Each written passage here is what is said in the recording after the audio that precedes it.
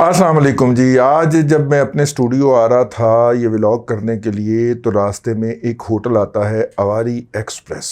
Avari express के अंदर इस वक्त की जो पंजाब की अपोजिशन है उसने 200 से ज़ायद एमपीएज़ को ठहराया हुआ है और उनका ख्याल है कि इनको यहाँ से मूव नहीं करना चाहिए जब तक कि नया चीफ़ मिनिस्टर मुंतखब नहीं हो जाता। असूली तौर पे इस वक्त कोई चीफ़ मिनिस्टर नहीं है, अगरचे बोंगा बुज़दार जो है वो अपने आप को पोज करता फिर रहा है कि जब तक नया चीफ़ मिनिस्टर मुंतखब नहीं होता तब तक वो चीफ़ मिनिस्टर है। वैसे उसका इस्तीफ़ा भी फॉल्टी है, वो इस्तीफ़ा जाना चाहिए था स्पीकर के नाम, वो प्राइम मिनिस्टर के नाम पे गया है और प्राइम मिनिस्टर के नाम पे गया मंजूर उसे गवर्नर ने किया है।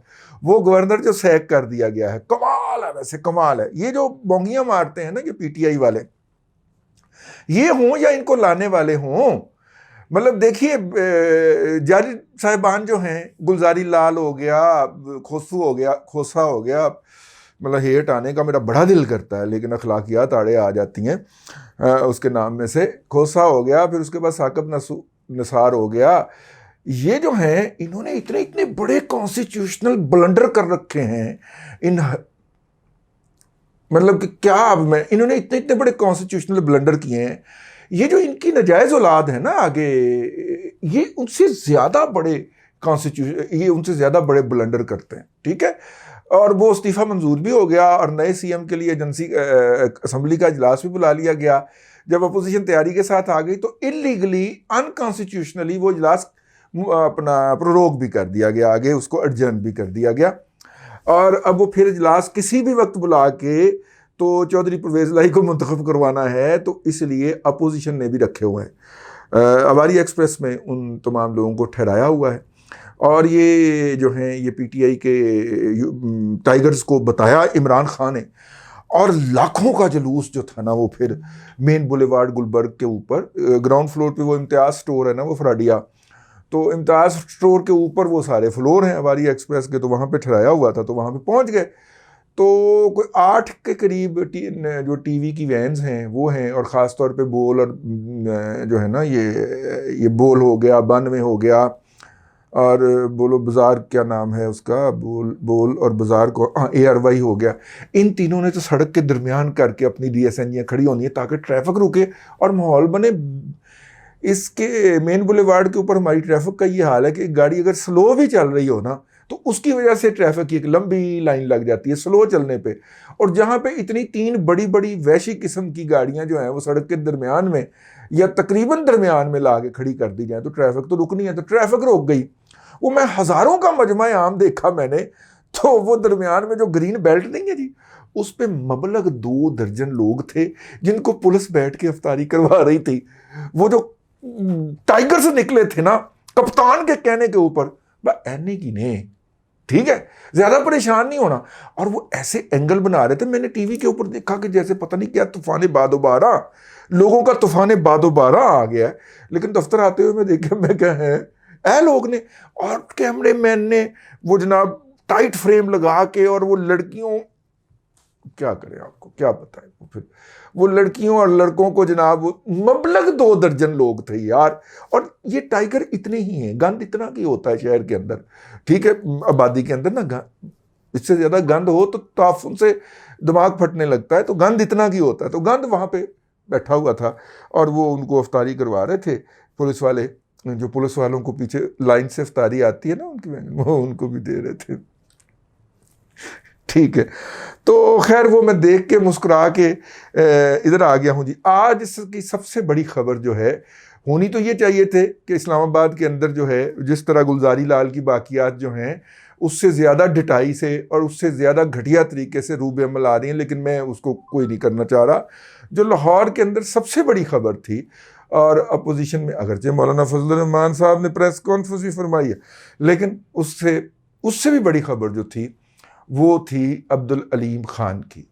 और अब्दुल अलीम खान ने खाकसार की वो उस खबर को दुरुस्त साबित किया, वो जो हमने आपको फरा बीबी के बारे में बताई थी कि उनका तरीका वारदात क्या था, कि वो नीचे डिस्क्रिप्शन में आपको लिंक मैंने गुजारिश करूँ की है, आज पता नहीं आज वो आपको दे दें, तो वो वाला जो आप देख लीजिएगा जो हमने फरा वाला किया था कि वो किस तरीका वारदात से वो वारदात डाला करती थी।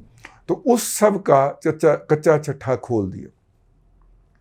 अब हम जो हैं वो इसलिए थोड़ा सा इस बारे में वो सब नहीं करेंगे उसको ज़्यादा हाईलाइट, और हम अब्दुल अलीम खान साहब की बात के ऊपर ही जाएंगे। कौन सी बात है जो उन्होंने नहीं कही?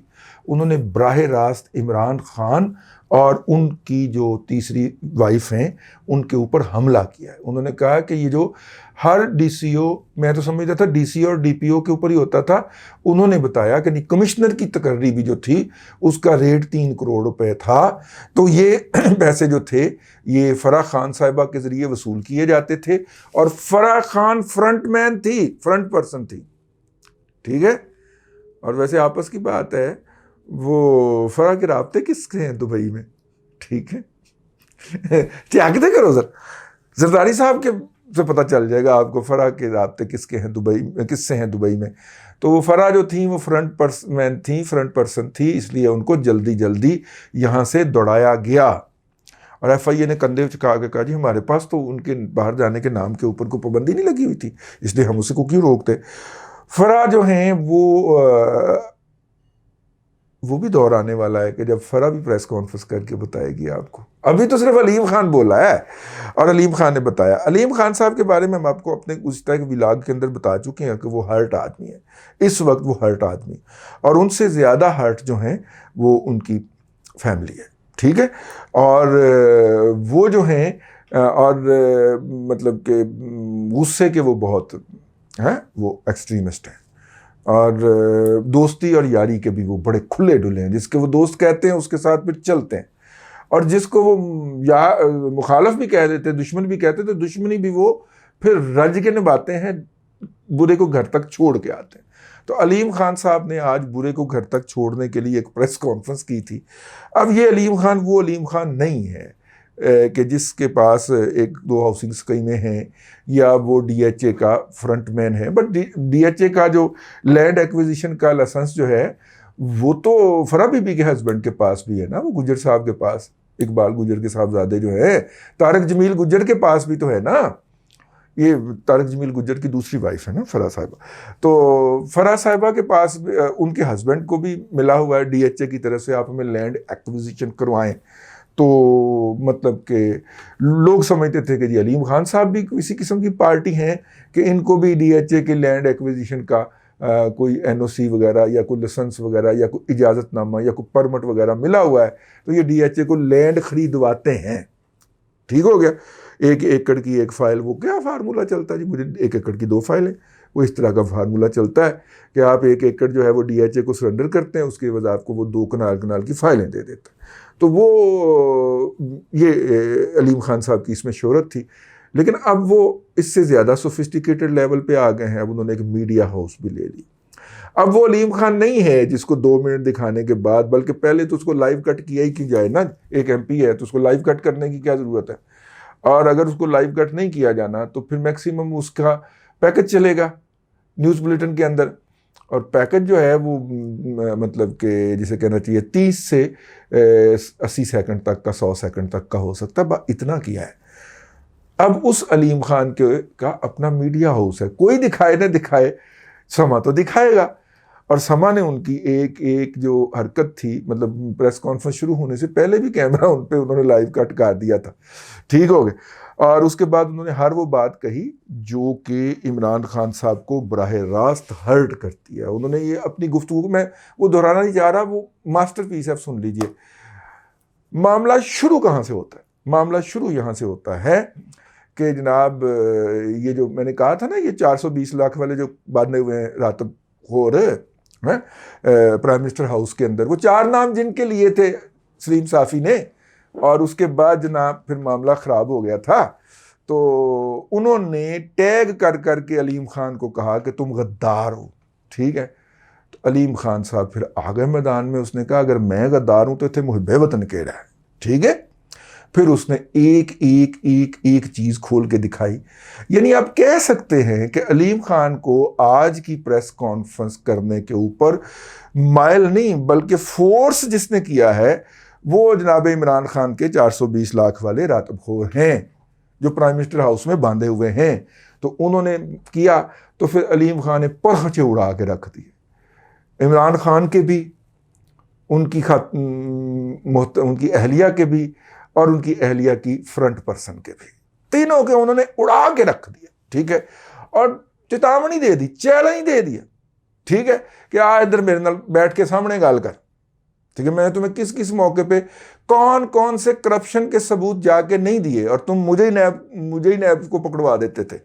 यानी कि जो बंदा ये बताता था जाके महात्मा को कि लाहौर में जनाब करप्शन हो रही है, और आपकी अहलिया मोहतरमा की दोस्त फरमा रही हैं, और आपकी अहलिया का और आपका नाम लेके फरमा रही हैं, तो ये बात बता के अलीम खान बाहर निकलता था तो नैब रास्ते में उसे फड़ के जेल में ढक देती थी। यार ये कैसी बात है वैसे, ठीक है। ये अलीम खान साहब ने पूरी कौम को बताया। वो समा की वेबसाइट पे पड़ा हुआ है, वो उनका पूरी प्रेस कॉन्फ्रेंस, और वो अलग से सुनने वाली मास्टरपीस है, तो वो ज़रूर सुनिएगा। हम आपको ये बात अपने पिछले व्लॉग में बता चुके थे। अलीम खान साहब गुस्से में आ चुके हैं, लेकिन असल खबर ये नहीं है। असल खबर ये है कि ये पहली प्रेस कॉन्फ्रेंस थी। इसके बाद जो है वो अपना शुनीद है, मेरे पास बाकायदा मुझे चुहा रिपोर्टें आई हैं कि अगली प्रेस कॉन्फ्रेंस जो होगी वो जहांगीर तरीन की होगी, और जहांगीर तरीन इससे ज़्यादा ब्लास्ट करेंगे इमरान खान साहब की, मेरा मतलब इमरान खान साहब को ज़्यादा ब्लास्ट करेंगे। और उसके बाद जिसका नंबर लगा हुआ है वो ओन चौधरी है, और ओन चौधरी वाली प्रेस कॉन्फ्रेंस जो है ना, उसके अंदर ग्राफिकल डिस्क्रिप्शन भी होगी, और कहा जाएगा अडल्ट ओनली, वो 18 वाला लगाया जाएगा लोगों, क्योंकि उनकी प्रेस कॉन्फ्रेंस के अंदर बहुत सारी चीज़ें भी होंगी जो बताई जाएंगी। बस कहने वाले कह रहे हैं, भाई मैं अपने पास से कुछ नहीं लगा रहा।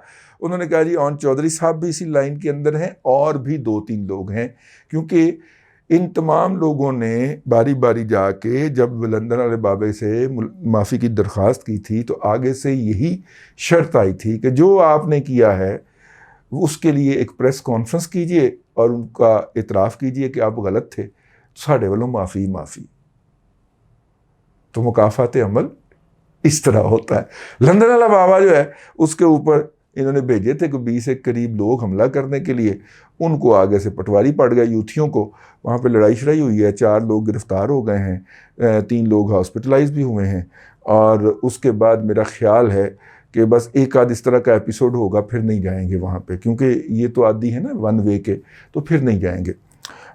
लंदन में जितनी बेरोज़गारी है, और ख़ास तौर पे पाकिस्तानी कम्युनिटी में जितनी बेरोज़गारी है, तो इस तरह के किराए के टट्टू जो हैं वो आप मिल जाते हैं आपको, ठीक है।